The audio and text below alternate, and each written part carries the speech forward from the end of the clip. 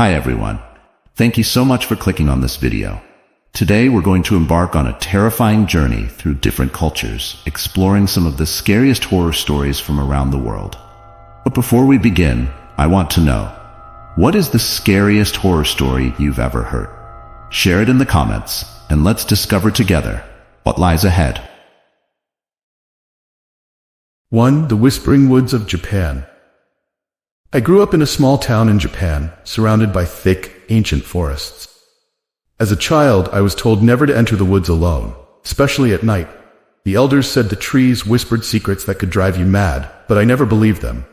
One evening, out of sheer boredom, I decided to take a stroll through the forest. The further I went, darker it got. Silence was unnerving, but then I started hearing faint whispers, like the wind carrying voices just out of reach. They seemed to be calling my name, urging me deeper into the woods. I walked for what felt like hours, until I stumbled upon an old shrine covered in moss. It was there that I felt an overwhelming sense of dread. The whispers grew louder, circling around me, taunting me.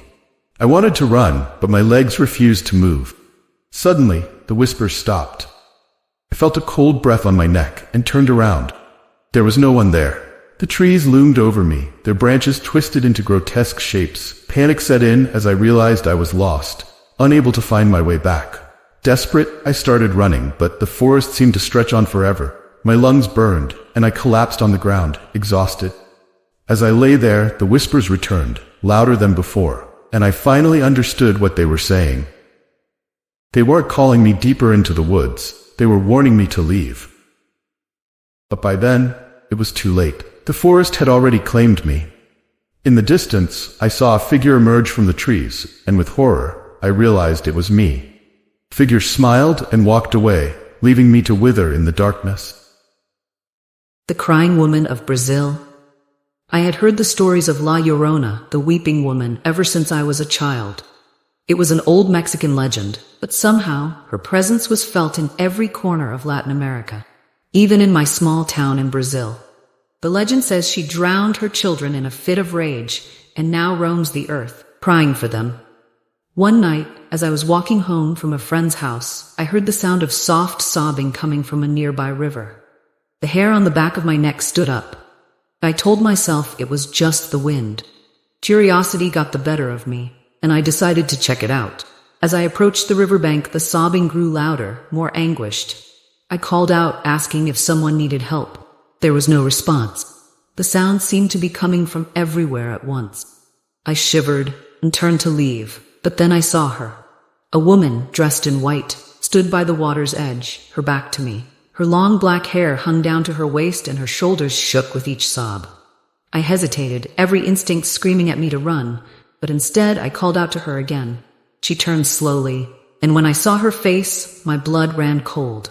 Her eyes were empty, hollow voids, and her mouth was twisted into a silent scream. She took a step towards me, her hands reaching out. I felt an overwhelming sense of grief wash over me. I turned and ran, the sound of her cries echoing in my ears. It didn't stop until I reached my house, slamming the door behind me. My heart pounded in my chest as I leaned against the door, trying to catch my breath. But the crying didn't stop. It was right outside, as if she had followed me home. I covered my ears, trying to block out the sound, but it was no use. The sobbing was inside my head, growing louder, more desperate. I fled to my room, hiding under the covers like a child, but the crying was relentless. It felt like it was tearing me apart from the inside. I screamed, begging for it to stop, but it only grew louder.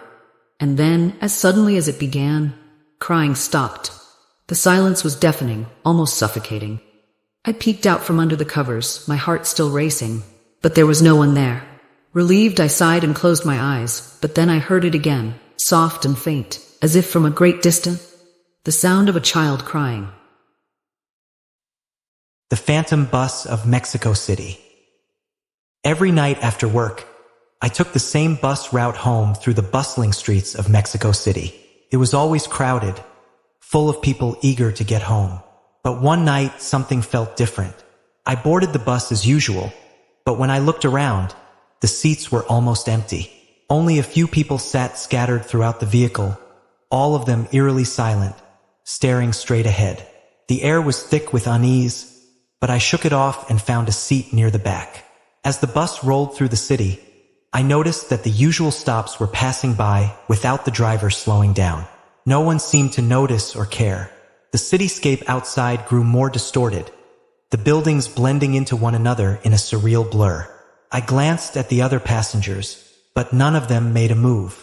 Their faces were pale, almost translucent, and their eyes were hollow, lifeless. Fear gnawed at my stomach as I realized something was terribly wrong. I pressed the button to stop the bus, but the driver ignored it. I stood up, intending to confront him, but as I approached the front, I saw that the driver's face was hidden in shadow, his hands gripping the wheel tightly. When he finally turned to look at me, his eyes were empty voids. Panicking, I ran to the doors and tried to force them open, but they wouldn't budge.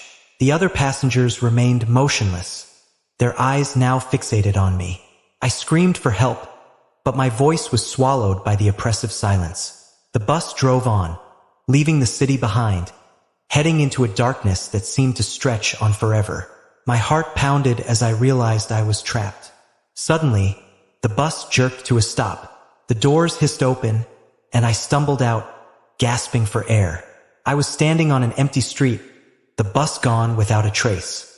Relieved, I turned to head home, but then I noticed something strange. The city around me was eerily quiet, and the buildings looked old and abandoned. I reached into my pocket for my phone, but it was gone. My clothes felt strange, like they were from another era. And then I saw the bus pass by, full of passengers, and through the window, I saw my own reflection staring back at me from a seat. The Ghostly Fiddler of Scotland. I had always been fascinated by the old castle ruins near my village in Scotland. It was said that at night, if you listened carefully, you could hear the eerie sound of a fiddle playing. Legend had it that a fiddler had once struck a deal with the devil, and now his soul was trapped in the castle, forced to play forever. One night, curiosity got the best of me. I grabbed a lantern and made my way to the ruins, determined to hear the music for myself. As I approached the crumbling walls, I indeed heard the faint sound of a fiddle. The melody was hauntingly beautiful, yet filled with sorrow. I followed the sound through the dark corridors until I reached the great hall. There, standing in the center, was the ghostly figure of a man playing a fiddle. His eyes were closed and tears streamed down his pale face as he played. The music wrapped around me, pulling me closer, until I was standing right in front of him. Suddenly he stopped playing and opened his eyes. They were filled with such despair that I felt my heart break. He reached out and handed me the fiddle. I hesitated, but something compelled me to take it.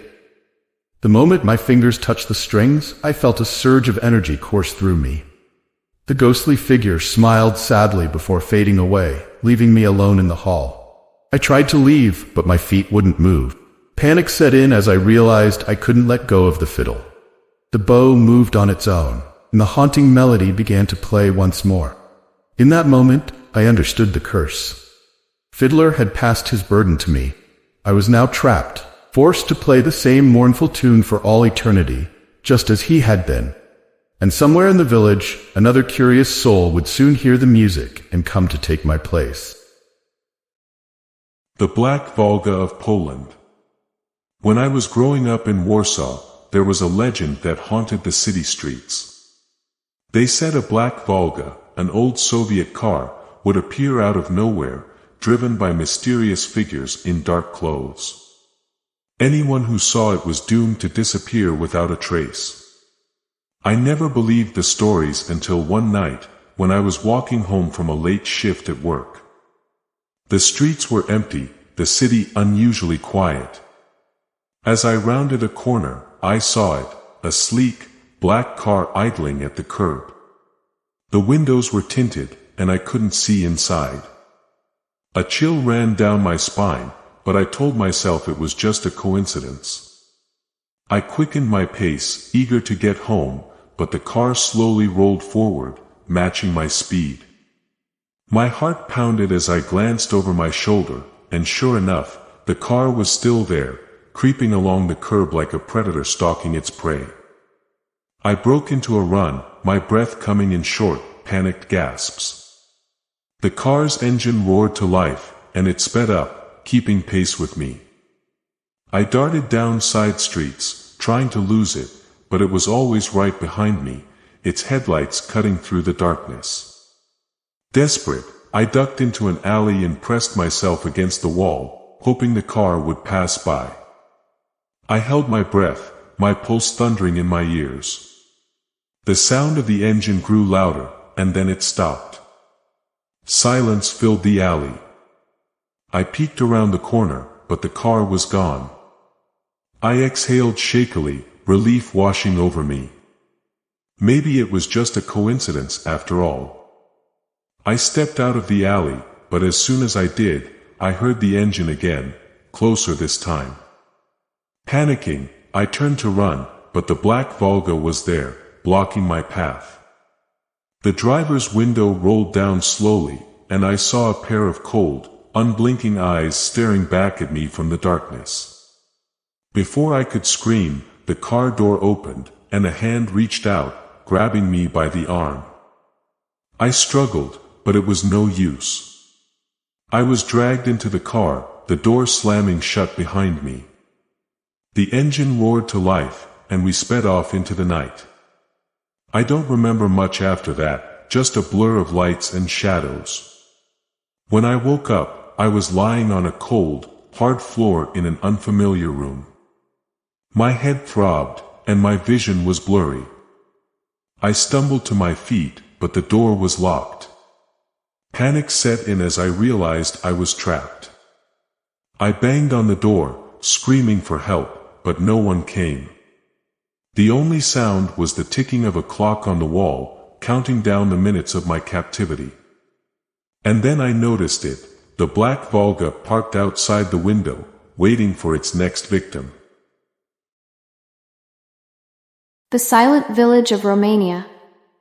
I had always been drawn to the stories of haunted places, though when I heard about a small abandoned village in Romania, I knew I had to see it for myself.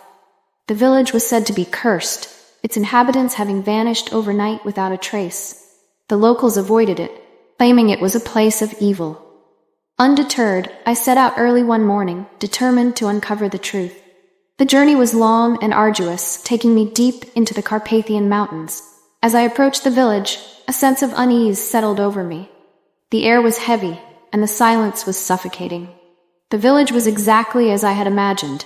Old, crumbling buildings covered in ivy, overgrown streets that hadn't seen life in years. I wandered through the empty streets, my footsteps echoing eerily in the stillness. There was no sign of life, not even the chirping of birds or the rustle of leaves. As I explored, I couldn't shake the feeling that I was being watched. Shadows seemed to shift in the corners of my vision, but whenever I turned to look, there was nothing there. The silence was oppressive, pressing down on me from all sides. I reached the center of the village, where a large, ancient church stood. The doors were slightly ajar, and I felt an inexplicable urge to go inside. The interior was dark and cold, the air thick with dust. As I stepped further into the church, I noticed something strange. The pews were filled with figures, all sitting in silence, their heads bowed in prayer. A chill ran down my spine as I realized they weren't moving. I approached cautiously, and to my horror, I saw that they were all just skeletons, dressed in decaying clothes. It was as if they had been sitting there for centuries, waiting for something. Suddenly, the church bell rang, loud and jarring in the silence. I spun around, but there was no one there. The sound echoed through the empty village, and I felt a cold draft sweep through the church. And then slowly, the skeletons began to move. Their bones creaked as they lifted their heads and turned to face me, hollow eyes staring into my soul. Panic surged through me, and I bolted for the door, the sound of rattling bones chasing me. I didn't stop running until I was far from the village, eerie silence still ringing in my ears. When I finally dared to look back, the village was gone, swallowed by the mist. I returned to the nearest town, shaken but alive. I tried to tell the locals what I had seen, but they just shook their heads and said I was lucky to have escaped. Years later, I heard rumors of another traveler who had gone looking for the silent village. They never returned. The Witch of Belarus. I had always been fascinated by the tales of witches and dark magic, so when I heard about the legend of a powerful witch in a remote village in Belarus, I knew I had to investigate. They said she could curse anyone who crossed her, and that she was responsible for the deaths of many who dared to defy her. I arrived in the village late in the afternoon, the sky overcast and the air thick with tension. The villagers eyed me warily as I asked about the witch, but no one would speak of her. They just muttered prayers and crossed themselves as I passed. Ignoring their warnings, I ventured into the forest where the witch was said to live. The trees were dense, their branches twisted into unnatural shapes. The deeper I went, the darker it became, until it felt like night had fallen, even though it was still early in the evening. I finally reached a small, decrepit cabin hidden among the trees. The door creaked open as I approached, and I stepped inside, my heart pounding in my chest. The interior was dimly lit, filled with strange herbs and symbols carved into the walls. Suddenly, the door slammed shut behind me, and I whirled around to find a figure standing in the shadows. It was the witch, an old haggard woman with eyes that glowed like embers. She smiled, revealing sharp, yellowed teeth, and gestured for me to sit. Terrified, I obeyed, my hands trembling.